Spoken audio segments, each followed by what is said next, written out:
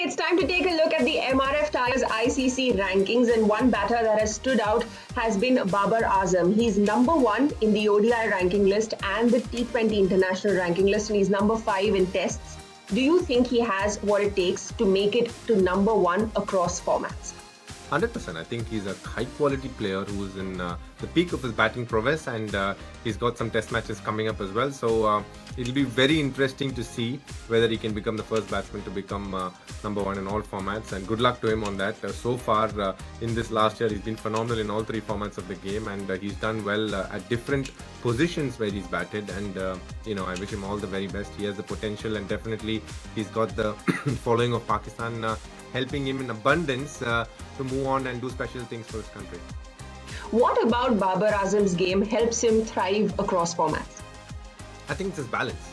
I think the two things that has definitely struck me when I watched him bat is his balance and his striking point when he plays the ball. I think whether it's of the front foot or whether it's of the back foot, his ability to strike the ball more often than not under his eyes has been phenomenal. I think he strikes the ball at a point where it is optimum to get power for where the ball is pitched, and that makes him a very, very special player. In the last few years, have you noticed Babar Azam changing anything about his game that has helped him reach these heights of success? I think when he did start, I think his hands were slightly lower. He's raised his hands a little bit to obviously counter the bounce, especially when he travels across the oceans to play on some slightly bouncier wickets. And when you play international cricket, you got to keep changing a little bit here and there to keep improving your technique that much by 1% a lot of the time, so that you can go on to achieve success in that particular tour wherever you are. So I think definitely he must have tweaked his technique here and there a little bit over a period of time, but his hands, his initial movement, these are things that I can definitely say he's tweaked a little bit over a period of time. And would you say that Babar has done enough to join that group of the Fab Four in international batting?